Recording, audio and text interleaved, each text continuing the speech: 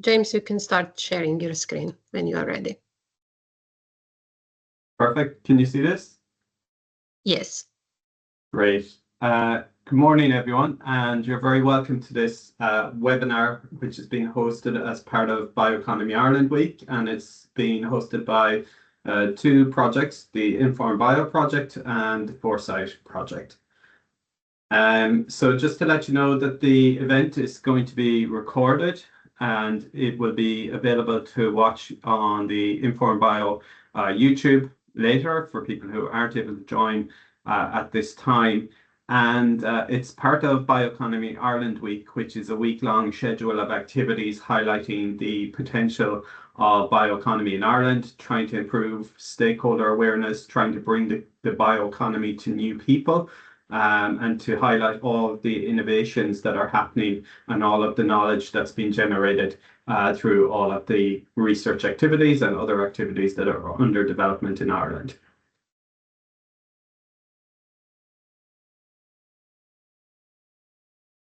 So as the event progresses, we're going to have a number of talks and then we're going to have a panel discussion.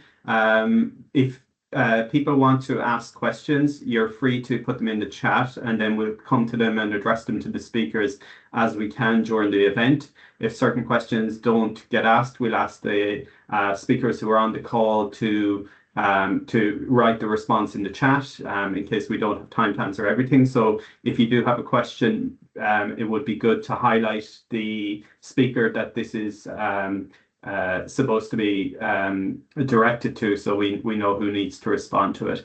And as much as possible, we'll try to ask any questions during the seminar itself. So this is today's agenda. The event is called The Cost of Not Developing a Circular Bioeconomy. And when we talk about costs here, there are a number of different perspectives: the economic cost and the implications of not developing a circular bioeconomy, as well as the missed opportunities for diversification and development and competitiveness and everything like this, but also the environmental costs and the potential of the bioeconomy to contribute to our climate and environmental targets that might be missed if we don't take this opportunity. And we'll be presenting perspectives which are informed by carbon accounting and foresight, including some new results coming out of these projects, InformBio and Foresight, as well as some expert international speakers as well. So I'm going to do just a short introduction. I'll be passing off to Professor David Stiles from the University of Galway. David is going to present about hard-nosed choices in an uncertain future. Then we'll have a presentation from Dr. George Bishop at the University of Galway, which will focus on LCA, a snapshot of climate mitigation pathways for Ireland. So there'll be a number of LCA case studies. We'll then have a panel discussion where we'll bring in some expert guests, including Evan Carey from the Department of Climate, Energy and Environment here in Ireland, Stefan Mayer, who's from DBFZ, as well as the German representative to IEA Task 45, and Ellie Foster, who's participating from the organization DRAX, who have a special focus on renewable energy, as well as carbon capture and sequestration. And then we'll have some Q&A, so we'll get some of your questions before we finish, and hopefully we can do all that within the next 90 minutes. So just briefly to introduce the InformBio project. So InformBio is a 4-year project funded by the Department of Agriculture, Food and Marine. If you want to access the website, you can scan here the green QR code for our webpage or the black QR code for our newsletter. We have 4 partners, so it is coordinated by MTU, Munster Technological University, where I'm based, in partnership with the University of Galway, where Dave and George are based, Teagasc, and the Central Statistics Office. This is just some of our project team. Just to mention, the Central Statistics Office account for a lot of data collection in Ireland, so a very important partner to the work we're doing. And then MTU, University of Galway, Teagasc are more of the academic partners on the project. Just to briefly mention about the approach of the InformBio project. So we have two components of our project. The first is around a foresight study for developing Ireland's bioeconomy up to 2050. So this includes a number of different components, including quantifying feedstock availability, screening potential bio-based value chains, doing some life cycle assessments on these value chains, and then finally modeling these value chains from a foresight perspective, which Dave will talk about, with a view of understanding how these combinations of bio-based technologies can contribute to Ireland's 2050 climate neutrality targets. On the other aspect of the project, we're working to develop a bioeconomy monitoring framework. So this is where we develop indicators to cover different aspects of the bioeconomy. So for example, social, environmental and economic areas of the bioeconomy. And we work on collecting data to try and understand the progress that Ireland is making across these indicators and towards our bioeconomy targets as a whole. So it helps us to measure our contribution to achieving this circular bioeconomy for Ireland. It exists at the EU level. We're trying to develop this at a national and regional level from an Irish perspective. Just to briefly talk about the Foresight project, which Dave leads. So Foresight is funded by the Department of Climate, Energy and Environment here in Ireland, and it is focused on the application of farm, value chain and land use models to explore alternative future land use combinations in Ireland, and that can deliver to different objectives related to climate, air and water quality, food security, and developing a vibrant rural economy, considering uncertain futures. And it's led by University of Galway, but it's implemented in collaboration with the University of Limerick, the ICHEC, and FIRS, the Forest Environmental Research and Services. So just in terms of the focus of today's event, in Bioeconomy Ireland Week, there have been different events which have highlighted a lot of the great activity that's going on in Ireland from a bioeconomy perspective. And I think Evan, later in our panel discussion, will talk about some of those developments, which is fantastic to see Ireland becoming a real player in bringing this innovation out from lab scale research into real world implementation. We have a number of demonstration projects being developed across a number of sectors and feedstock areas, from the green biorefinery research to areas of such as areas like anaerobic digestion, which are now being funded through the Climate Action Fund, and different biorefinery initiatives as well. So based on some of the talks this week, there's projected to be around 9 individual biorefinery demonstrators, which may be up and running based on government investment over the last number of years, which is significant. So I suppose the question from our side is trying to understand what is the potential of a lot of these technologies and innovations to contribute to our climate targets, and also understanding the economic possibilities around these as well. And that's what we've been looking at within the InformBio and Foresight project. So there's like an intersection between these two projects, which is starting to scope out the potential of these technologies individually and in combination to contribute to Ireland's overall climate neutrality targets, but also other environmental challenges as well, which I think George will bring up in his presentation. So that's it from me. So we're going to have 2 parts to the agenda. So to begin with, we're going to have some presentations from Dave and George, and then we're going to focus on the panel discussion a little bit later. So just to give Dave an introduction. So Dave is Associate Professor in Agri-Sustainability and Co-Director on the Agricultural Science BSc program, and he delivers problem-based learning across various sustainability-focused modules. His research is focused on understanding intersystem sustainability at all levels, with expertise across food, energy, bioproduct, and waste management systems based on 20 years of experience undertaking life cycle assessment. He leads and PIs several projects at EU and national level and is a member of IEA Task 45, assessing the sustainability of bioenergy and climate change. He's also a member of the Climate Change Advisory Council's Carbon Budget Committee and the Expert Advisory Board to Ireland's National Bioeconomy Forum. He coordinates the Foresight Modelling Consortium, providing agricultural and land use modelling services to the Irish government, and contributes to the National Land Use Review. So no better person to talk about this topic on hard-nosed choices in an uncertain future. So I'm going to give the floor to Dave next. Thanks very much, James. Thanks, Dave. So now I'm just going to do the old screen share and hope it works properly. It did earlier on.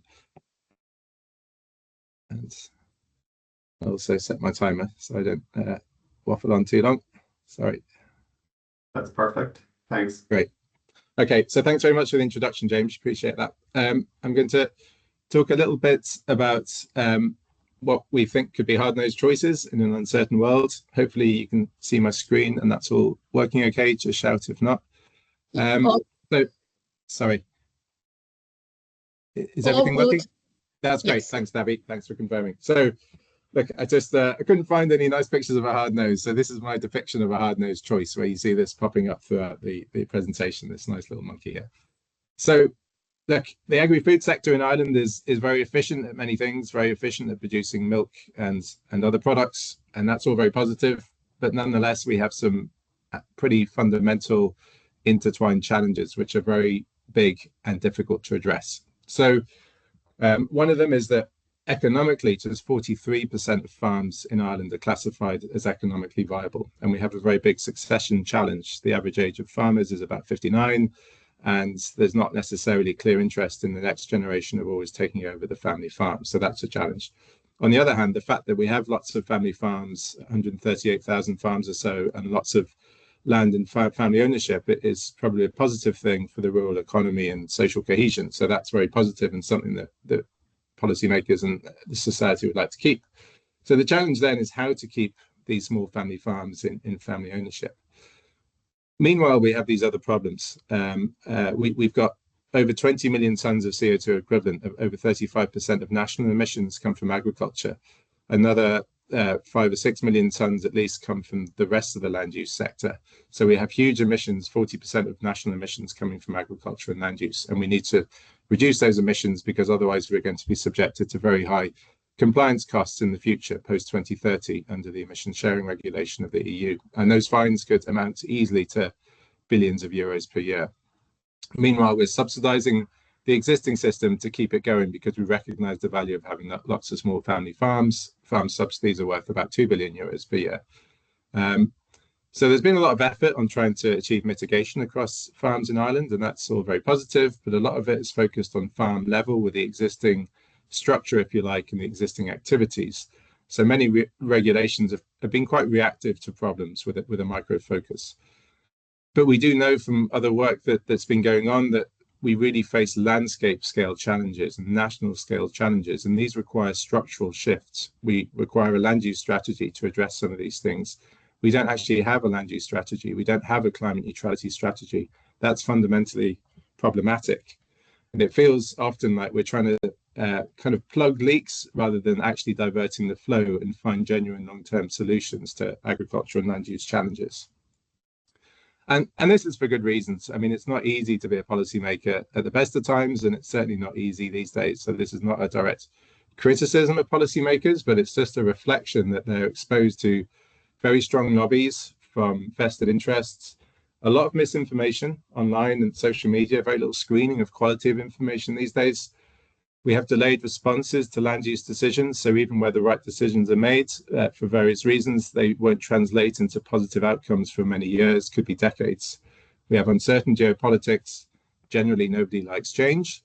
And there's been a populist backlash against measures in some countries, such as the Netherlands. So you can see why there's a lot of resistance, if you like, to making bold decisions that we probably need to make in agriculture and land use. Having said all that, it's really clear that without strategic and realistic vision, agriculture and land use policy is really setting farmers up to fail. There is no good outcome from not actually instigating some kind of substantial change across the sector. However, how do we plan? How do we make the right decisions if we think about transformative change, which science says we need to tackle climate change? That's a very difficult thing to do, and policymakers would like some certainty about the outcomes, and that's particularly difficult in an uncertain future. So there's no ideal way to do this. I think this is a new kind of concept of resilience and uncertainty that people are grappling with. One framework that's been used for international assessment models for climate pathways is the shared socioeconomic pathway approach. Now, I won't go into detail here, but the point is that we have different ways that the world could look in 25, 30 years' time. We could have an optimistic scenario where we collaborate together, we have strong democracy, strong institutions, we aim to reduce inequality, we aim to tackle problems through consumption shifts and technology. And that would lead to many positive benefits, not necessarily a path we're on, but that's a path that a lot of policymakers aspire to. We have perhaps a more Trumpian version of the world where we have fragmentation, we have trade barriers. That's also very difficult potentially for farmers because Ireland exports 90% of food and milk and beef products. So we would have big barriers, if you like, to doing things as we do now. In this more optimistic scenario, many positive outcomes, but it does imply high carbon costs, which would imply quite high costs for the way we do things now. And we have various other iterations. So it's just to say, we can structure our thoughts about the future by thinking about what that future could look like. We can't be certain about that, but at least it helps us to have some coherence to how we address future choices. So what are the implications from Irish agriculture?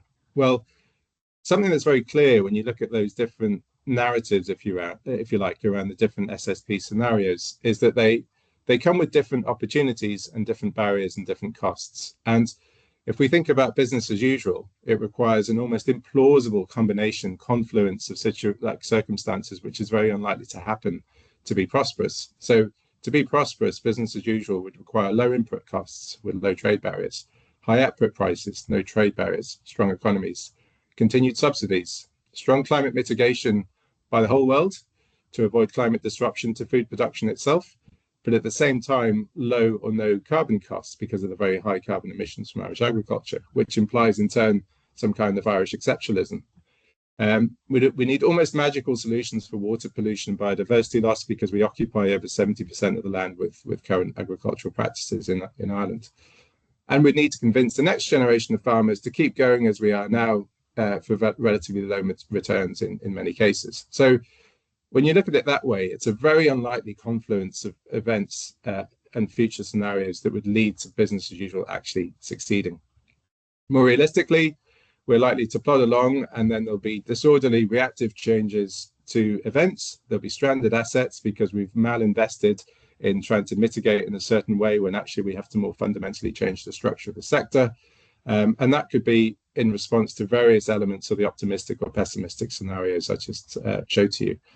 The pathways won't be linear, and so we're likely to go through political cycles. Human nature will play its part, but it's clear that the future will look very different and business as usual is not well set up for it. So I would draw the conclusion then that structural change is inevitable and just plowing ahead, tinkering, hoping for the best is not going to be successful for farmers. It's actually setting them up to fail. And that's where the bioeconomy becomes quite interesting. So just to give you a taste of how we could start to look at this, we applied some scenario modeling to Irish agriculture. We know the future is uncertain, so we looked at multiple pathways. We know that sustainability is absolute. For example, we have absolute net zero targets. We've got planetary boundaries, which are absolute. They're not about relative efficiency. So the question then is how much of which systems can you fit together in a sustainable and resilient landscape? And secondly, the point that land use change requires time means that we need to be proactive here. We can't just respond based on the market signals because it takes decades to change land use. So if we have a market reactive response, we will fail in terms of effective land use policy. The question then is, where does the bioeconomy fit within those future sustainable and resilient landscape possibilities? And that's where we have this model that we've built over a number of years, which tries to put together different combinations of activity at the landscape scale to look at what the emissions consequences are of those activities, to look at the nitrogen and phosphorus losses to water, ammonia emissions to air, land available for biodiversity provisioning, etc. And in some of the scenarios, I'll just give you a taste of a few scenarios in this short presentation, but some of them show what we call a split gas definition of climate neutrality by 2050, where we meet net zero greenhouse gas emissions for CO2 and N2O, the long-lived gases, and where we have a separate reduction target for methane, which equates to a 32% reduction overall and a 50% reduction in ag emissions. So under business as usual, we could look at current trajectories for animal numbers, for milk and beef outputs, for the very low afforestation rates we have in Ireland at the moment. We have low forest cover, only 11%. We've got very low afforestation rates of 2,000 hectares per year. So that's business as usual. We looked at a sustainable intensification scenario, which focused on maximizing protein output from the milk and beef herds by focusing more on milk production, less on suckler beef production, maximizing dairy beef, so we have maximum protein from cattle in a resource efficient way. We looked at what would happen in 25 years by increasing milk yields by 30% per cow, looking at a very ambitious abatement way beyond the current marginal abatement cost curve that's produced by Teagasc. And then we introduced some elements which you could say are bioeconomy elements, grass clover over most of the grazing area, so that we have a 75% reduction in fertilizer nitrogen. We've got the biomethane strategy being implemented in a way that manages most of the manures that come off livestock systems in Ireland. We assume much higher afforestation rates of up to 16,000 hectares per year from 2030 onwards to give us 500,000 hectares of new forest by 2050. We imagine that we could get 48% of low-value wood from forestry side streams and end-of-life products into bioenergy with carbon capture by 2050. And we imagine quite ambitious re-wetting of bogs and of organic soils under grass. And this is where the hard-nosed choices come in. Many of these things won't happen easily. Some of the things are being planned for, like productivity per animal abatement. That's been planned very well. But other things are not so well planned for, like the structural shifts or the ambition with afforestation and how we use wood products. The bioeconomy scenario considers all this, but adds in additional crop protein production, additional grass protein via biorefineries. It assumes 10% of grass goes to willow so that we can produce more bioenergy feedstock. And again, it assumes that 48% of that bioenergy ends up with carbon capture technology so we can actually achieve active negative emissions. So just to give you a quick snapshot of what this means and why it's important, business as usual here on the second bar actually ends up with even higher emissions than we have under the current scenario, because we have an unconstrained growth, if you like, in milk production in response to market demand globally. And that just means that because of very high residual land use emissions in Ireland, because of organic soil drainage, and because of very high agricultural emissions and very low forestry, we end up with emissions of about 30 million tons of CO2 equivalent from agriculture and land use combined. That's going to be incredibly expensive as we move into the future when we have a cost of non-compliance with climate targets. We have this challenge of residual emissions in Ireland. Even after re-wetting organic soils with the new emission factors, we end up with very high methane emissions, and that means it's very hard to switch these soil emissions off, if you like. So that means we need more negative emissions to offset them. It makes the challenge even bigger. With the sustainable intensification scenario, the high afforestation and some bioenergy with carbon capture gives us some significant negative emissions. But if we ramp up to a bioeconomy scenario, we end up with much bigger negative emissions, up to 8 million tons of CO2 negative emissions by 2050. And that makes a good contribution to bringing down the net emission level in Ireland, not to net zero, but closer to it. The important thing is, because it takes time to change in the land sector, if we look out longer term to 2100, we actually get to absolute net zero if we have this optimistic bioeconomy scenario. We don't with just sustainable intensification, where we don't include the bioeconomy. So the bioeconomy is absolutely critical for giving us these negative emissions that we need so that we can continue to have an active agricultural sector and to offset our other land emissions. And if we look at this in other ways, we can see that business as usual carries many risks, not just across climate, but across water quality impacts, across biodiversity, Economic output might remain quite high, but then we've got the risk of very high compliance costs. We've got social impacts because a lot of farms are not profitable. Most of the returns go to the bigger farms, the more intensive farms. Lots of farms, meanwhile, don't have good returns. That's really going to threaten things like green marketing, the fact that we're exceeding our greenhouse gas targets at national level. We're going to have degraded ecosystems, and we're going to be very dependent on a few products, which is very risky in an uncertain future. So just to summarize, the bioeconomy really gives us a much bigger diversity of output, which is good economically, good to hedge risk. It gives revenue diversification. It gives more diverse landscapes, which are more ecologically resilient. It gives us more high nature value land. It gives us much lower nitrogen and phosphorus losses to water. And it gives us pretty much net zero greenhouse gas emissions from 2065 onward, which is very good going for Ireland, considering the scale of our emissions challenge. So there are lots of positives for the bioeconomy if we can be ambitious and get it to work. And it requires really big choices, hard-nosed choices. And just to show here, we've got much bigger output. We've got more protein being produced, 50% more protein. We've got a lot of biomethane being produced. We've got 64% more timber, 400% more bioenergy. So this is where the bioeconomy could be very beneficial in terms of maximizing output from Ireland's land sector, and even more food production as well, alongside other types of materials and energy. So in summary, business as usual is not sustainable. It's not resilient. It's probably going to be very expensive. Structural change, therefore, ultimately is inevitable. The question is, do we manage that structural change, or are we just subjected to it through unmanaged responses? If we manage it, we've got better chance of good socioeconomic outcome for farmers. Bioeconomy scenarios can deliver more food, more energy, more materials if we have a strategic plan for the landscape. Anaerobic digestion can abate manure emissions. Biorefineries can produce proteins. George will show how cascading wood value chains can give critical negative emissions that we need. We can support agri-food production rather than be in competition with it, because we're given the negative emissions to allow more agri-food production, which we can never fully abate emissions from in the future. But the clock's ticking to really manage a just transition for farmers. It really requires a scientifically informed, open and honest dialogue across all stakeholders, because some very difficult choices and decisions are going to have to be made, and this needs to be done in a democratic way. But we can't hide from those decisions. Those are the hard-nosed choices that we will have to make to have a successful future for Ireland's farmers, and the bioeconomy can play a really important role in that. So that's it for me. Sorry for going over time, and thanks for your attention. Thanks, Dave. Very, very interesting. One of the nice things about hosting an event like this, you can keep the camera on there for a second, Dave, is that you get to see the slides the night before. So I had a look at this last night, so I was very interested before you ever started presenting when I saw some of the outcomes from this.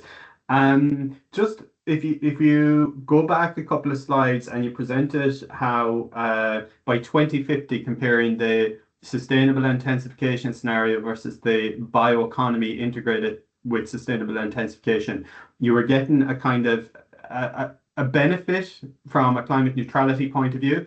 But when you were getting to 2100, you were really seeing a kind of much bigger benefit getting down to climate neutrality. Why is that difference over time? Why are you seeing that that over the 2100 timeline? What's happening there? Well, there's two things. I mean, we're really late in the day with respect to 2050 targets to change land. It takes a long time to change land use. You can only ramp up forestry at certain rates. The trees take time to grow. So one thing is that the afforestation in the dark green takes some time to actually take effect. So even if we start planting very ambitiously from 2030 onwards, in the 20 years to 2050, even with those ambitious rates, we only get like maybe 3 or 4 million tons of CO2 benefit from that new afforestation, but that increases by 2100 if we keep planting. So that's one thing. The other thing is that we assume that things like BECCS ramp up. So whilst we might achieve just under 50% of bio-based materials, bioenergy with CCS by 2050, we assume that ramps up to almost 90% later in the century towards 2100. So that's why we end up with a very big BECCS contribution with the kind of the white bricks here. So the combination of technological progress, which George will show, and the combination of delayed effects in the land sector mean that we're likely to see a delayed effect, if you like, to some of these choices, but they are going to ramp up later in the century. And the important thing is that by 2065, we could get to absolute net zero on a bioeconomy pathway, even with these very high residual ag emissions from a very productive ag sector. So that's why I think the bioeconomy is so important for the ag sector, for the rest of the ag sector, for agri-food. We need those negative emissions, but they won't happen without a lot of effort. Brilliant. Another question, Dave. So we talk about transformational change that's required and structural change that's required to achieve this.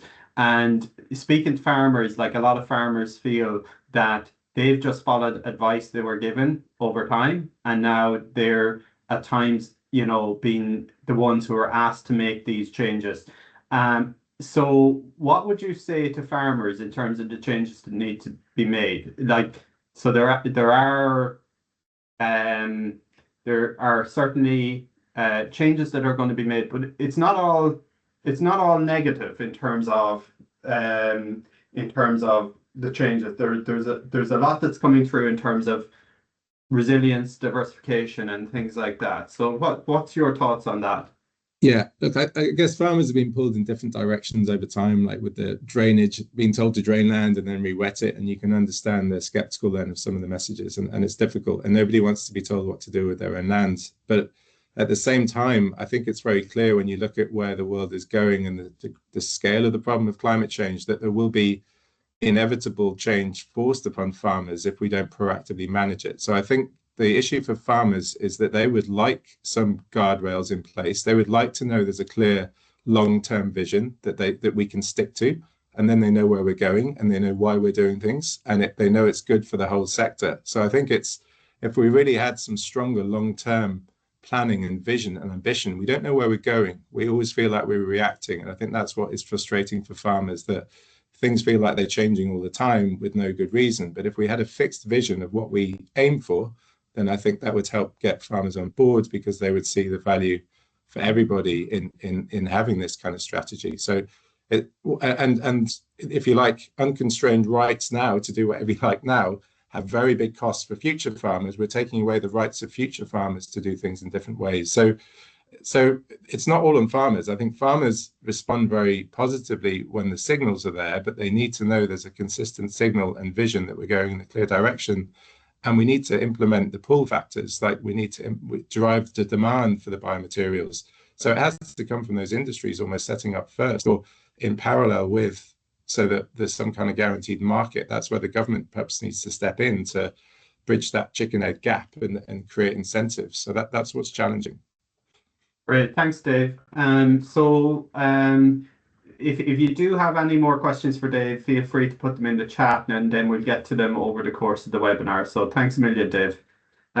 Really interesting. So our next talk is going to come from Dr. George Bishop. So George is a quantitative environmental sustainability scientist at the University of Galway. His primary research pursuits revolve around using forward-looking life cycle assessment to explore and understand the complex systems transformations necessary to achieve net zero and bioeconomy ambitions. His past work has evaluated the environmental sustainability of various bio-based systems, including bioproducts, bioenergy, carbon dioxide removal technologies, practices and approaches, livestock systems, national AFLU, and waste management strategies. George is an LCA analyst on the InformBio project, which aims to develop a low carbon roadmap for Ireland's bioeconomy. So over to you, George. We can see your slides now. Perfect. Thanks, James. And hi, everyone. As James just said, I'm George Bishop. I'm a postdoc researcher at the University of Galway on the InformBio project. Let me just start a timer here. My expertise, as James said, lies in kind of environmental sustainability assessment of the bioeconomy, particularly in forward-looking life cycle assessment. As we just heard from Dave, the bioeconomy has huge potential to aid Ireland in its ambitious climate targets. My work explores in detail some of the potential bioeconomy technologies in an Irish context. So for this project, we wanted to explore a number of bioeconomy value chains to run LCAs on. But the bioeconomy scope is vast. I mean, it really covers anything that deals with biological resources. And for a country that is so rich in biological resources, there are so many pathways for bioeconomy implementation. So where do I begin in my modeling? In an earlier InformBio work package, Dr. Riju Kargupta identified around 70 bio-based value chains that could be suitable for islands. But even that's too many for me to model in a relatively short project.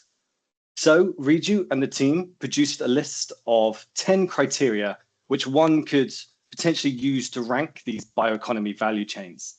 This list included things like the potential for avoidance of conflict with competing uses of biomass, scalability of value chains, potential of value chains to kind of provide social benefits like job creation and quality of life, a potential for near-term viability, looking at TRLs, and so on.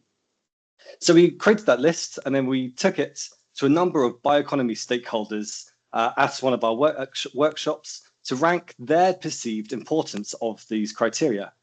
Then using that allowed us to rank the 70 bioeconomy value chains using this kind of weighted approach. And then it was on these top perceived priority value chains that we've run LCA on, alongside techno-economic assessment that was led by Riju. Just a small plug here that I just very quickly sums up Riju's work, but it was a lot more than that. So it can be found in these two nice reports in the websites at the bottom of the slide there. So yeah, as I was saying, I was involved in running some of the LCAs on these value chains. Today, I'm just going to be showing 3 of these, but we covered a few more on top of that, as well as Riju's TA, which I also won't cover. For those who are unfamiliar, LCA, or life cycle assessment, is a methodology for evaluating the environmental impact of a product, service, or system across its entire life cycle, from raw material extraction to disposal. It involves quantifying resource use, emissions, and waste generation at each stage. The collected data is then translated into relevant impact categories, such as global warming potential, or water depletion, or toxicity. So I'm not going to be going into too much into the LCA specifics in this talk. I kind of will refer you to the individual studies for those specifics.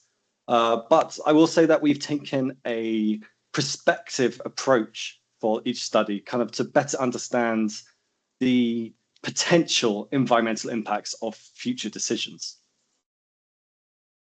I just really want to hammer home a point here. So to limit global warming to 1.5 degrees to avoid the most severe impacts, the IPCC has made it very clear we need to reach global net zero carbon dioxide emissions by around 2050 and net zero greenhouse gas emissions by around 2070, though most national targets, including islands, aim for net zero greenhouse gas emissions by 2050. Achieving this is going to require drastic reductions in greenhouse gas emissions across all sectors. However, as Dave discussed in his presentation, islands' agriculture and land use sector, as well as other sectors, are significant emitters. Thus, active removal of carbon dioxide from the atmosphere to compensate for these hard to abate residual emissions is also required, as well as to aid in any return of any overshoot of 1.5. One such carbon dioxide removal technology is bioenergy with carbon capture and storage, or BECCS. This is a process that captures and permanently stores biogenic CO2 from the conversion of biomass into bioenergy. During the incineration of biomass, biogenic CO2 is released, but instead of letting it escape, carbon capture technology is applied to trap the emissions. The captured CO2 is then pressurized into a liquid-like state for transportation via ships and pipelines. Once transported, the CO2 is injected deep underground into porous rock formations such as saline aquifers or depleted gas reservoirs, where it is permanently sequestered. So in our study, we use dynamic LCA This is just an LCA approach which really accounts for time better. So this study quantified the global warming impact of using sawmill residues for bioenergy under various scenarios, with and without an intermediate cascading use as particle board, and with and without carbon capture and storage applied to the bioenergy plants. So our study was divided into two key perspectives. In part one, we assessed how progressive decarbonization in the technosphere affects climate mitigation. As mentioned, we focused on 4 distinct value chains, each using a reference flow of 1 ton of carbon contained in sawmill residues. So to reflect these increasing levels of decarbonization, we deployed, we developed 7 scenarios for each of the 4 value chains. This gave us kind of 28 distinct dynamic scenarios. So this figure illustrates the CO2 emissions in kilograms at each stage of the value chain for part 1. So biogenic CO2 flows are in blue, fossil CO2 flows in black, and substitution credits in orange. These represent kind of avoided emissions that would have occurred. So as we can see in the top is the scenario which assumes no decarbonization. The total substitution credits were approximately 3 tons of CO2 for the direct bioenergy, but for the cascading use in particle board before bioenergy, substitution credits were around 7 tons of CO2. By contrast, as seen in the bottom with the highest decarbonization, total substitution credits, they dropped to about 0.7 tons of CO2, really reflecting these diminished benefit of substitution as the technosphere decarbonizes. And then when CCS is deployed, about 3.3 tons of CO2 are permanently stored. So these show the dynamic results, dynamic LCA results. And as you can see at the top here, the direct BECCS on the top right always outperforms bioenergy without CCS, regardless of the decarbonization level. But the relative advantages of the direct bioenergy versus the cascading use in particle boards depends on the decarbonization context. The cascading use generally outperforms the direct bioenergy scenarios, especially at lower decarbonization levels due to the significant substitution credits I showed in the last slide. But at higher decarbonization, the loss of these substitution credits means that the best option is more nuanced. However, while this suggests that decarbonizing the wider economy will significantly diminish the climate benefits of BECCS, it's important to note that these scenarios do not account for the time aspect of progressive CCS deployment or decarbonization through time, which are considerations we accounted for in part 2 of the study, where we traced the annual flows of 1 ton of carbon in sawmill residues derived from a sustainably managed forest. We explicitly incorporated time-dependent progressive deployment of CCS and bioenergy alongside decarbonization trends and annual forest carbon fluxes. So 2 utilization pathways are modeled: residues converted to bioenergy directly or via cascading particle board, both with progressive CCS deployment and decarbonization. Additionally, a scenario was considered in which harvesting ceases and the allocated forest area was left to mature unharvested from year 1, kind of maximizing ecosystem carbon storage. So here are the dynamic LCA results of the direct bioenergy with progressive CCS pathway and via a cascading use pathway. Although both scenarios resulted in positive environmental outcomes and will ultimately introduce a cooling effect, the cascading scenario was consistently more negative. This was initially due to the substitution credits I discussed, but temporary carbon storage during the particle board's 30-year service life also bought time for greater CCS deployment at the time of bioenergy conversion, reducing the carbon emissions relative to the same ton of residues converted directly to bioenergy in the BECCS scenario. Then, as the economy approaches full decarbonization, substitution credits kind of end, but the simultaneous coupled attainment of this 100% CCS ensured sustained net negative emissions and long-term biogenic carbon storage. If we look at what if we apply CCS on bioenergy immediately and keep everything else the same, we can see the extra climate mitigation through time. But conversely, in scenarios where CCS was never implemented on the bioenergy, the opposite is true. So the counterfactual unharvested forest area with economic allocation required less area.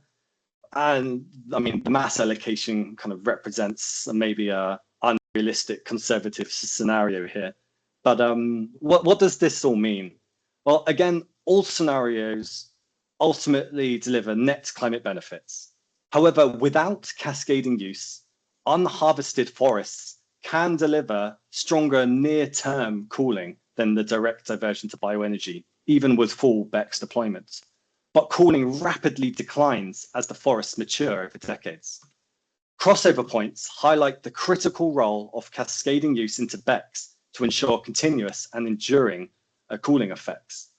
So here we can see the total accumulated carbon storage over time. So it takes a while for the CCS to scale up, but once it does, the long-term gains are significant, eventually storing much more carbon than the unharvested forest, which plateaus as it matures. So transferring biogenic carbon from forests to geological stores via multiple uses is likely to enhance the longevity and resilience, really, of the carbon dioxide removal in a rapidly warming world.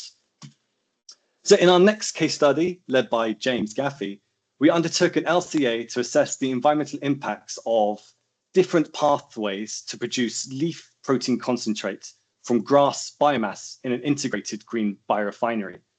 System boundaries included the cultivation of grass and grass clover, where it's sent to this integrated biorefinery to produce this leaf protein concentrate, as well as co-producing press cake and brown juice. The leaf protein concentrate can be used as a high protein feed, potentially substituting soybean meal. The press cake can be used as a ruminant feed, and the brown juice we assumed went to an integrated anaerobic digestion system where the digestate could be applied as fertilizer back on the grass, and the biogas used an internal CHP system to provide some of the internal power, but also export some extra to the grid. So considering the functional unit of 1 ton of dry matter of crude protein delivered from the leaf protein concentrate, we have 2 scenarios of different feedstocks, perennial ryegrass alone or with a clover mixture, and two different technology pathways. These results show the percentage change from soybean meal, because that's really what we're looking to replace. So we can see here that the climate change emission intensity for leaf protein concentrate was about 55 to 85% lower per ton of crude protein compared with the soybean meal. However, climate change is not the only area of environmental concern. Acidification and freshwater eutrophication burdens were around 55 to 90% lower than soybean meal. Some scenarios of the green biorefinery produce leaf protein concentrate with a larger non-renewable energy resource burden than the soybean meal, though this was mitigated with higher renewable energy integration within the scenario. So overall, we found that the green biorefinery can produce high quality protein with a lower environmental burden than the soybean meal. But the choice of feedstock and system design were critical factors for the overall environmental performance. I'm massively running over time here, so I'm going to go through this quite quickly. So on this third case study I'm going to share today is a large consequential LCA study we are currently working on to evaluate the environmental performance of 61 prospective AD systems in Ireland, and includes both large and small-scale plants. 11 feedstock mixes derived from commercial project plans and agronomic recommendations were modeled under a wide range of realistic technology configurations for large-scale systems. These included variations in biomethane end use, liquid digestate treatment strategies, and carbon capture technologies for the large-scale systems. And for the small-scale systems, configurations differed in biogas utilization and digestate handling. I should say central to this analysis is the application of the new advanced LCAD 2.0 model by Dr. Andres Martinez-Ade, which enabled highly detailed modeling of this AD processes, capturing system components and emissions that are really often overlooked in conventional AD studies. So I won't go into too much detail here on the differences coming from the AD configurations of feedstock mixes. I have enough to talk about in its own presentation. But as you can see from the graph showing global warming potential per ton of dry matter, when both configuration and feedstock design are optimized, anaerobic digestion can deliver net climate mitigation. However, as we can also see in the graph, both factors need to be working together to achieve these savings. This is, it gets a little bit complex here, so don't worry so much. But this graph is showing the per ton of dry matter single scores, where each bar is broken down into the proportional weighted contributions of 16 impact categories. Each bar represents a different combination of feedstock mix and AD configuration. Again, I'm not going to go into too much detail here, but the key takeaway is that even when the overall single score is negative, indicating a net environmental benefit, there are still individual impact categories that show a net burden. In other words, while anaerobic digestion can reduce some impact categories like climate change, it may simultaneously increase others, such as eutrophication or land use pressures. These trade-offs make the answer to, is it good or not, more nuanced, as it ultimately depends on which environmental priorities you consider most important and what aspects of the AD system you want to maximize. Do you want to maximize biomethane production, or do you want to use it to really help with nutrient cycling and so on? We explore these trade-offs in much greater depth. In fact, they're actually central to analysis in our upcoming manuscript. So keep an eye out for that if you like to dig deeper into those results. Hurrying up.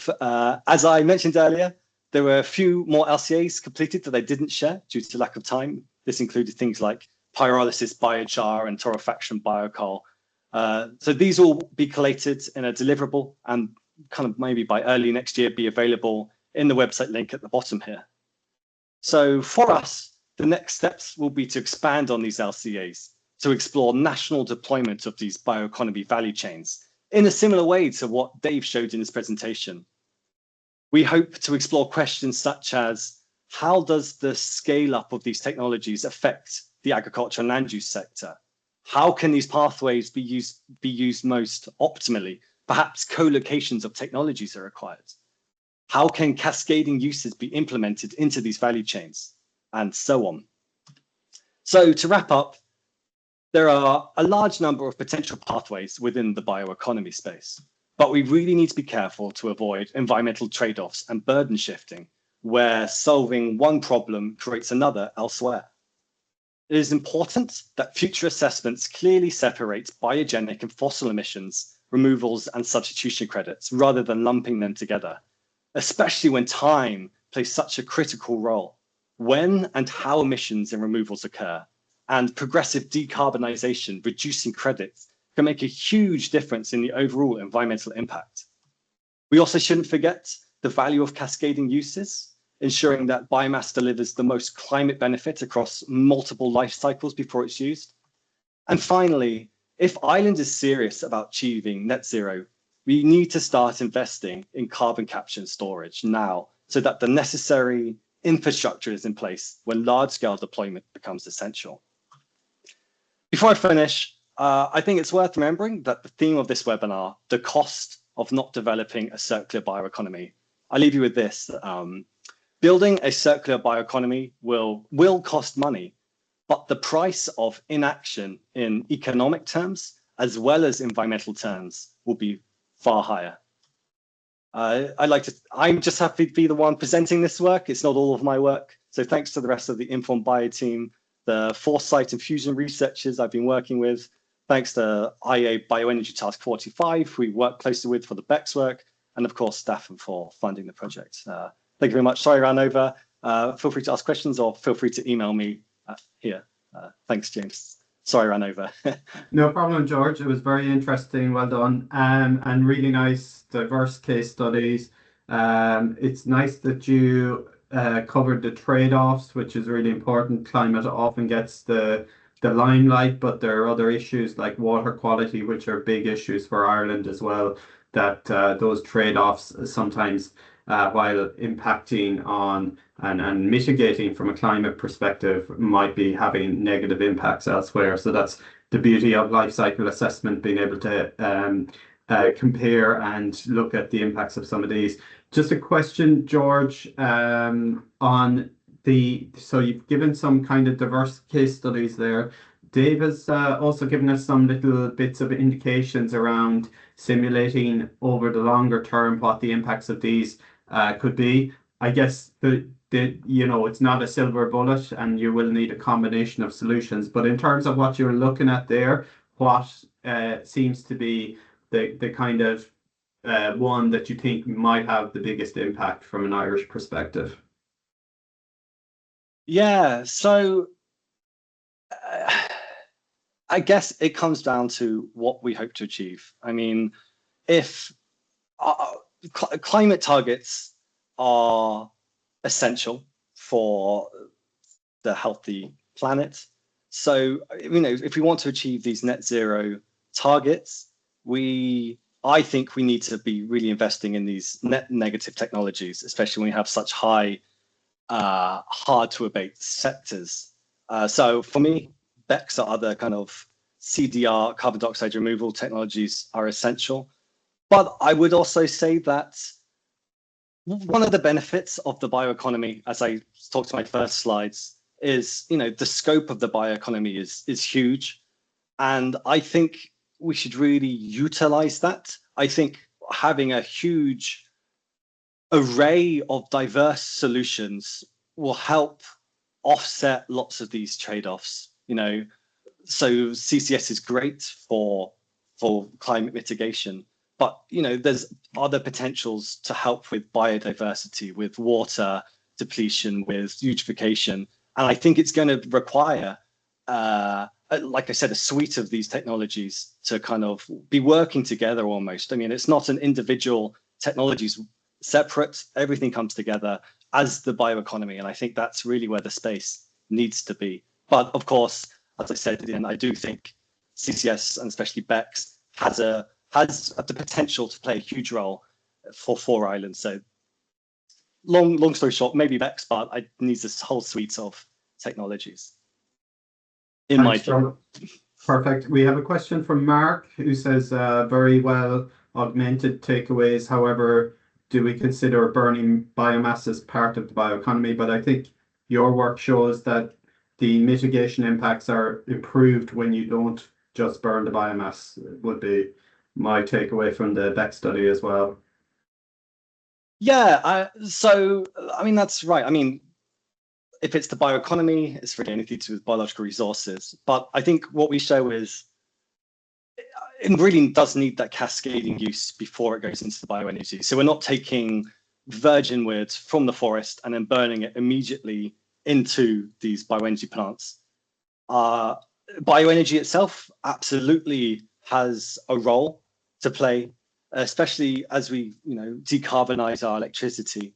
It's mostly going to be wind and solar, which are intermittent. They're not always going to be sunny. It's not always going to be windy. Having something like bioenergy, which you can turn on and off, well, maybe not off, but always have available, is really going to be important to help kind of in that kind of grid. In my opinion, anyway. I'm sure other people might disagree. Perfect. Thanks, George. Really appreciate that. We might come back with some more questions. Thanks, Mark, for the question, and keep questions coming in for the next part. So we're going to move on to the second part of our agenda, which is going to be the panel discussions. So I'll just share screen for a second. And we have, as part of our panel discussion, so we have 3 members of our panel. So we have Evan Carey. Evan is Administrative Officer with the Department of Climate, Energy and the Environment here in Ireland. He works in the Land Use and Sectoral Policy Unit on the Bioeconomy team. He's responsible for circular bioeconomy policy, including the Bioeconomy Action Plan of Ireland 2023 to 2025, the upcoming bioeconomy strategy, which is under development in Ireland for 2026 to 2030, coordination of the cross-departmental bioeconomy implementation and development group, and organisation of Bioeconomy Ireland Week. We also have Stefan Mayer, Stefan is a group leader for applied sustainability assessment at DBFZ, a federal institution in Germany that conducts applied research into the energetic and integrated material use of biomass. Stefan is responsible for projects in which he delivers various LCA case studies focused on optimizing environmental performance of bioenergy systems. And Stefan, since 2018, has been national team leader for Germany at IEA Bioenergy Task 45, which focuses on the climate and sustainability effects of bioenergy within the circular bioeconomy. And last but not least, we have Ellie Foster. Ellie is Forestry and BECS Carbon Accounting Specialist and Head of Forest Carbon at Drax in the UK. And she has a PhD in environmental science and forestry from Bangor University, and has previously worked as an LCA consultant in the forestry and wood sectors with a focus on maximizing the contribution of sustainable forestry to a circular net zero economy. So I would invite Evan, Ellie, and Stefan to share your cameras. George and Dave, you can share your cameras if you want to as well, in case we get some additional questions, which we might get to once we've had some questions with the panel to begin with. So maybe to begin with, I might start with you, Evan. So it's Bioeconomy Ireland Week this week. So we're flying the flag and talking about all the great things that are happening, and there is a lot of them that are happening in the Irish bioeconomy. Can you talk to us a little bit about some of the strategies and investments that the Irish government is making to develop and implement a circular bioeconomy here in Ireland? Yes, thanks, James. Good morning, everyone. So the government's approach to developing a circular economy is kind of two-pronged. It's both strategic and practical. It combines long-term policy direction through our strategies and action plans, with investment in research and regional action through the various funding mechanisms. At the strategic level, we have our national policy statement on the bioeconomy from 2018, and this sets out the vision for the bioeconomy in Ireland, which is to harness renewable biological resources to produce food, feed, materials, energy, but while also supporting rural and regional development and reducing greenhouse gas emissions. To realise the vision, we moved on to the action plan, which was published in 2023 and runs up until the end of this year. So the action plan itself provides a cross-government framework spread across 7 pillars that connects agriculture, enterprise, environment, climate, energy, education and rural development, alongside focus on research. The plan itself identifies priority areas such as developing regional bioeconomy clusters, scaling demonstration and pilot projects, promoting circularity in the agri-food sector, and also stimulating and creating demand for bio-based products. So as we come to the end of the plan, at the end of this year, we'll move towards the development and introduction of our national bioeconomy strategy. So this will run from 2026 until 2030.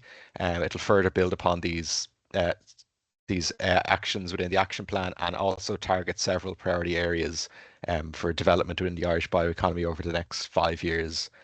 In terms of investment, there's been over 31 million euro worth of funding for bioeconomy research and demonstration in recent years.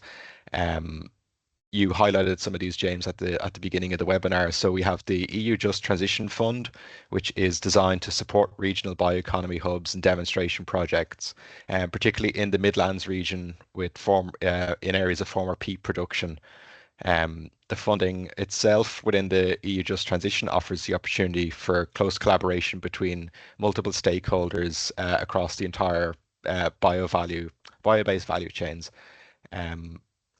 So far there's been 2 calls, with 4 projects of 5 million each, so a total of 20 million. In the first call, we had the Mount Lucas aquaculture demonstration plant site and the Lachine National Bioeconomy Campus. Call 2 was just recently closed and results should be announced in due course. Another large-scale funding mechanism is the Shared Island Initiative, which is a collaboration between the Irish government and the executive in Northern Ireland on collaboration on bio-based projects. There was a call in 2024, a 9 million call for 2 projects. The Regenerate project, led by Greenville Engineering, to develop bio-based fertilizer, and then AIM Bio to the All-Ireland Marine bio-based refineries for a circular blue economy, and this is led by Teagasc. Outside of those 2 main ones, we have other funding for research through the EPA, Research Island, the SCAI, and also Department of Agriculture's own research programs. And on a kind of enterprise scale, Enterprise Ireland has their support schemes, innovation vouchers for helping SMEs and startups to commercialize their new technologies.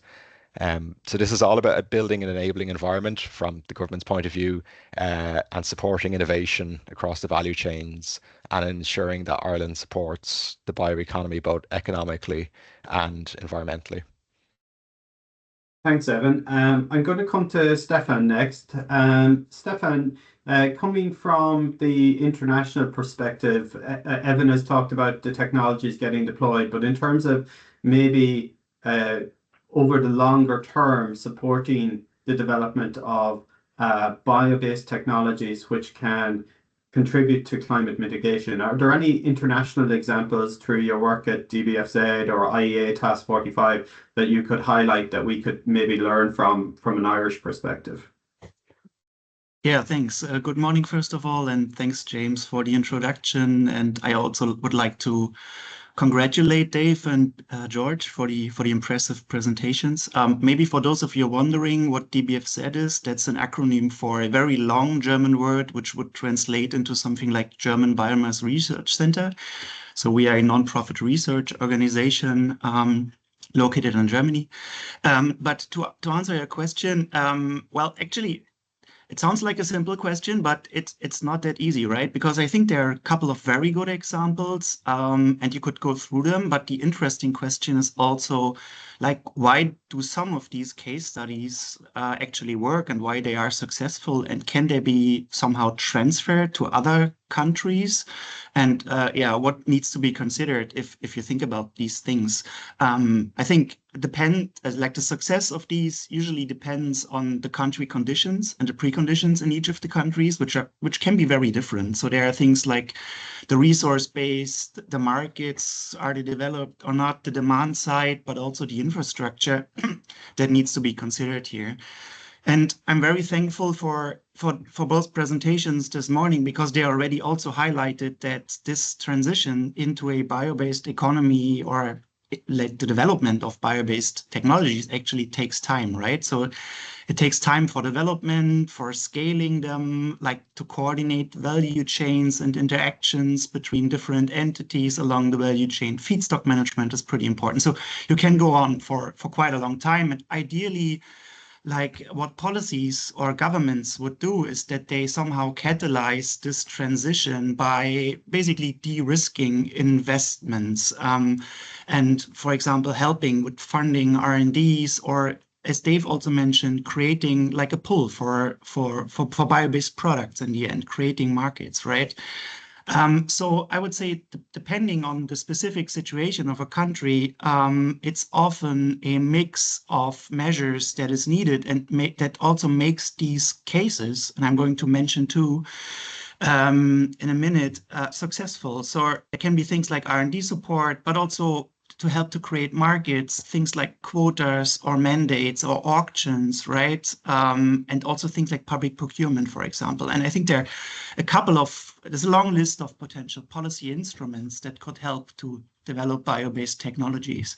But maybe just to highlight two examples, maybe one to connect to George's presentation, I think when we talk about BECCS, or maybe also bioenergy with carbon capture and utilization, and then maybe storage at a later stage, I think there are some pretty impressive examples if you look at Northern Europe, Sweden, for example, or Denmark, which actually show that there can be an immediate deployment opportunity for BECCS with existing biomass plants, right? So if you have biomass plants available and you create the right environment, the right policy environment, the development can be pretty fast, actually.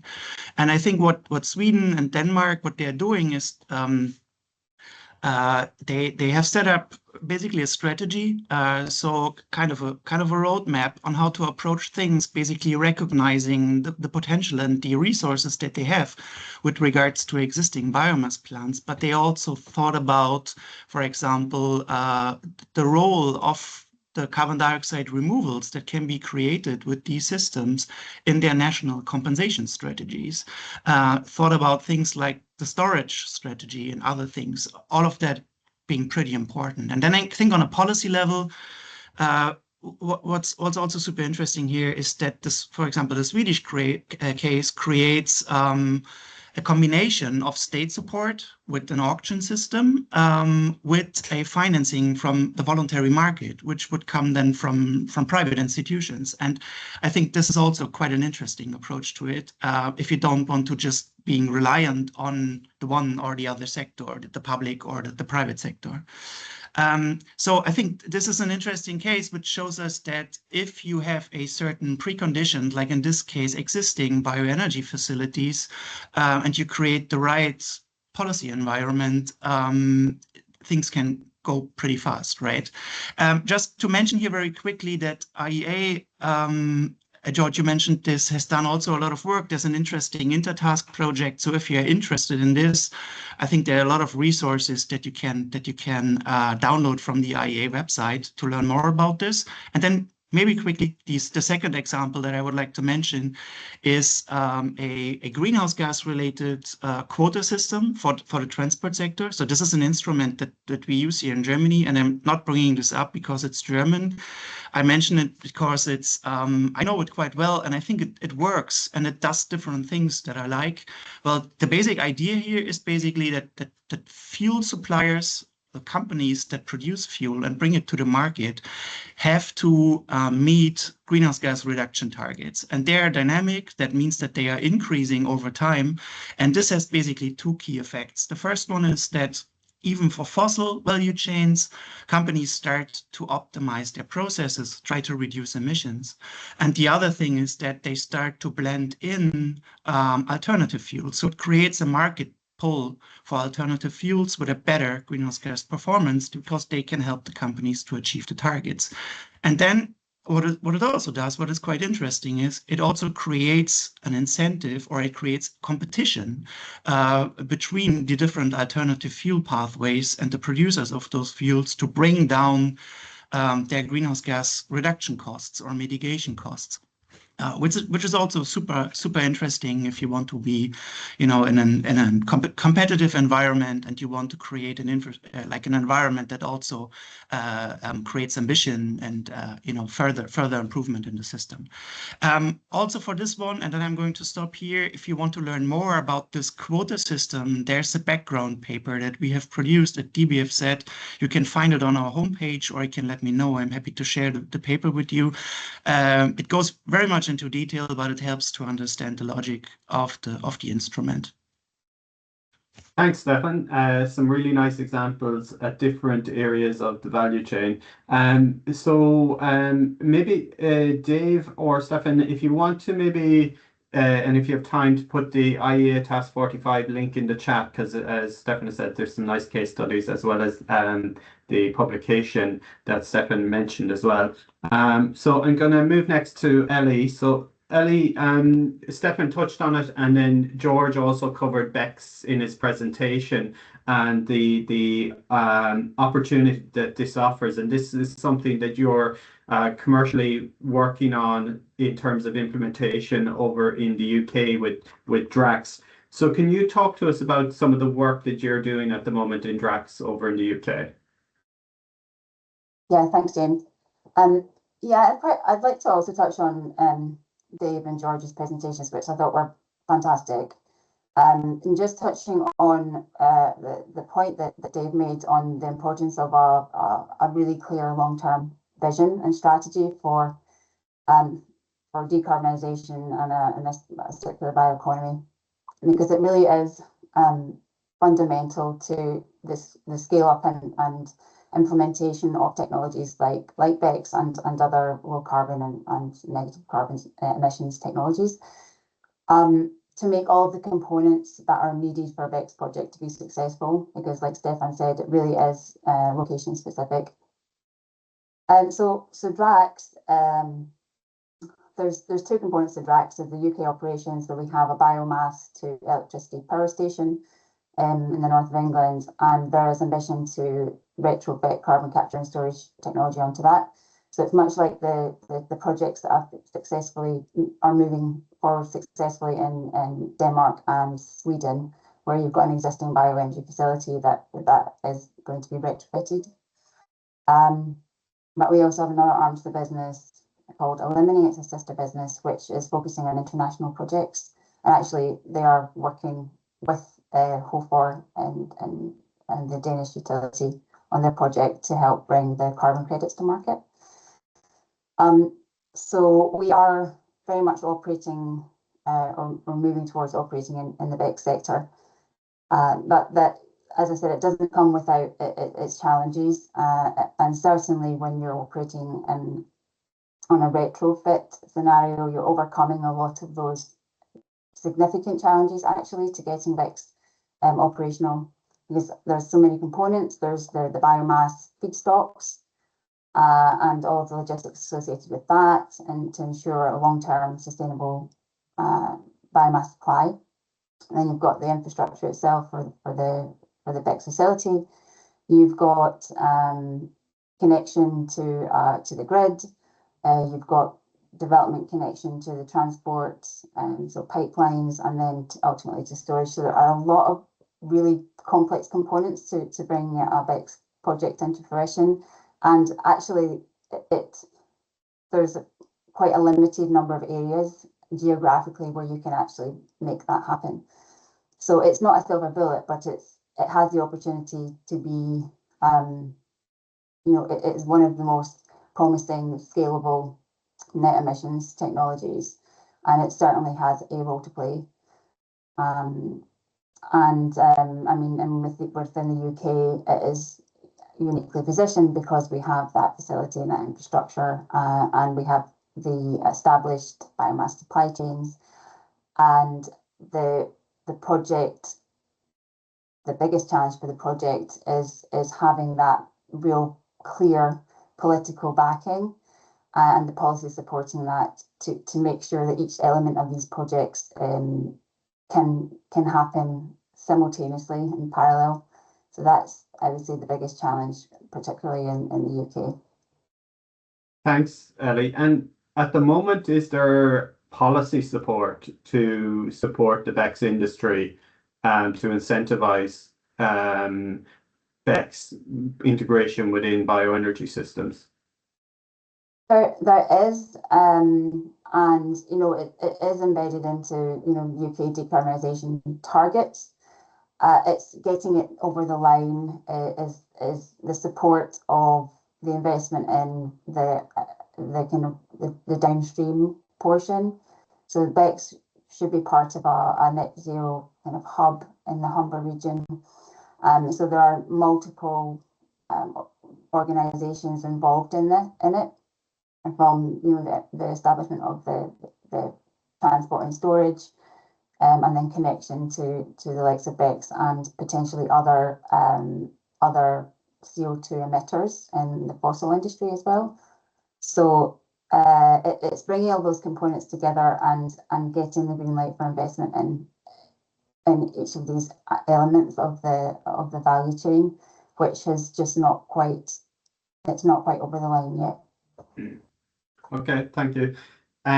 Dave and George, I'm just going to come back to you for a second, whoever wants to kind of come to this, and it kind of goes back to the question I think Mark put in the chat earlier, which is if we look at bio-based systems, that we consider this kind of balance between energy, but also materials, and particularly with biorefineries, where the approach tends to focus on cascading, extracting value over time, and then you always have a residue which can be used to create energy for the system. And I think there's a balance there between profitability and mitigation and finding the happy space that's in between. But if we look, Dave or George, at the material side and balancing the material potential for climate mitigation versus the bioenergy side, can you talk about some of the benefits? I think George touched on this a little bit with the cascading use of materials over time, but maybe to think about that point, because I suppose that's where we're going at the moment with some of the technologies in Ireland. I think it's a good question, James. I think it's not really an either or, because often you will have materials being produced with side streams which are lower value, and of course you could find other ways of keeping those side streams in material for a bit longer, but often for not very long because they're low quality, so they'll ultimately end up at some point being ideal bioenergy feedstock. So I don't think it's an either or, because if we want to expand our biomaterials value chains, we'll have side streams. Also, at some point, it might make sense to say, well, look, at this point in the value chain, the material is of a certain quality or contaminated and it needs to go to a certain treatment, like could be pyrolysis for biochar, or it could be cleaner for BECCS or something else. So I think it all needs to fit together. And I think we need to be very efficient in our use of bio-based resources because we're not infinite. At the same time, we've got a huge job to replace all the fossil-based carbon in the economy. We don't have to replace it all, because actually we use alternative energy for a lot of that to do a lot of the heavy lifting for fuels, but we still have a lot of needs for carbon in the economy, and that's where the bio-based resources come in. So we need to use them smartly in cascading ways. Energy is part of that cascade. I think it's just a logical part of the cascade, whether it's side streams or end of life. So I really don't see it as in competition. I just see it as part of the move towards a bioeconomy, which is designed to be a smart bioeconomy. It doesn't solve all our problems, but it does do some things uniquely well, and it fills gaps that can't be addressed by the technical options and technical circularity.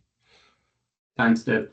So I'm going to ask a question. I'll ask it to Evan, but maybe Stefan and Ellie can come in if you have a perspective on it as well. So it's really when we get into the commercialization of new technologies, where initially it's coming from, let's say, the research, and you're scaling up to kind of demonstration, and you're trying to prove it in a scale that's relevant for industry. And at some point, and that's what's happening at the moment, Evan, with some of the technologies that are being developed here in Ireland in the demo scale biorefinery scenarios and pilot scale. And at some point, then you want industry to take this to the next level. So where's the balance in that, and how do you support that so that we get not only these results being shown at demonstration level, but also these results being implemented within the commercial sector?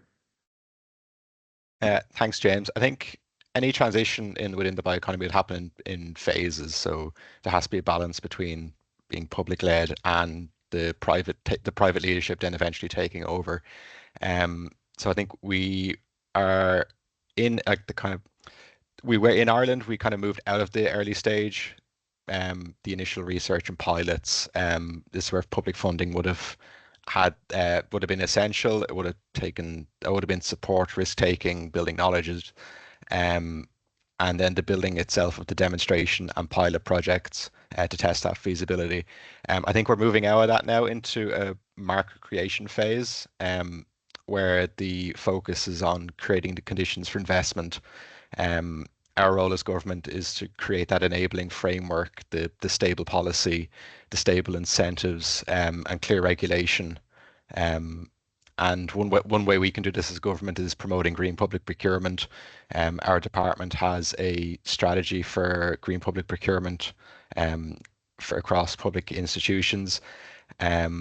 We also think there's a role for public-private partnerships at this stage between ourselves and government, the research bodies, and in private enterprises.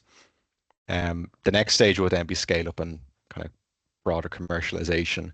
I think this is where industry should be taking over, but there's still the role for the government to be the enabling kind of support in the background.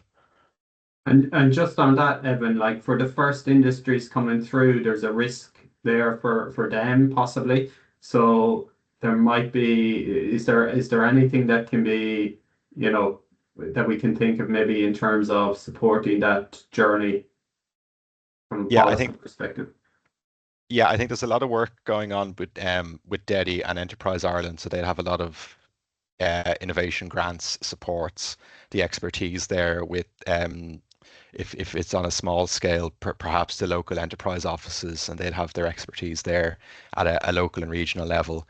And then at a national level, there's the role then for kind of the broader Enterprise Ireland network and their funding streams to invest. Perhaps then even if it goes a bit further than that, there's the kind of the Strategic Banking Corporation of Ireland have funds to invest if it's a bit larger scale. So I think there's certainly a lot there. I'll share a link in the chat to our Government of Ireland page. There's a bit more detail there, and we have breakdowns on funding opportunities for all scales. Thanks, Evan. I don't know, Ellie and Stefan, if you want to come in. I think, Ellie, you're working on what's an emerging technology, and at the bringing that now into the commercial sphere. And also, Stefan, in Germany, there's been a lot of work to commercialize bio-based technologies today. So if there's anything you want to mention on kind of bridging that divide, going from kind of large scale demonstrators into industry, and that balance between the going from, let's say, what Evan talked about there, which is the government at least scale up support, to full scale implementation, and what needs to be in place maybe for the early movers. I don't know, Alice, do you want to go first, or? You go ahead first. Okay. Yeah, I'd be very brief. I like the approach from Evan to break it down into different phases. And fingers crossed that you're going to be successful. I think the presentations before have really shown it, that it's really important to be successful with the development of the bioeconomy. So I hope the second phase is successful. Maybe one takeaway message from Germany and also other countries is, after the second one, there might be a third phase, right, which is also important. And then this one, it's from my point of view, really necessary to establish monitoring instruments to really see how the bio-based economy in the different sectors really develops. And if you see potential problems also, right, you have maybe established certain funding instruments which might create also problems between the different sectors. So you want to keep an eye on that. And then there's this whole range of potential externalities. George mentioned a couple of those trade-offs that might be there. So externalities with regards to biomass sustainability, land use, waste streams, and other things. And this is very important to be monitored while the bioeconomy hopefully grows. And then I think the third thing that is really important is you want to avoid any lock-in to potential solutions that might seem optimal right now at this point in time, but maybe in the future you might need your biomass resources in other sectors, right? So therefore, I guess monitoring is a pretty important instrument as well. Thanks, Stefan. Ellie, do you want to give an opinion? Thank you. I just did a minute ago, but I think I would again just reiterate the importance of the enabling policy environment and that long-term commitment, because to get large-scale projects off the ground, you need to attract capital. You need to, in the case of BECCS, where a key component of the business case is the sale of carbon credits, you need to be able to with confidence, give investors and stakeholders confidence that the project is going to be implemented in a timely way, and deliver on the investment in a timely way.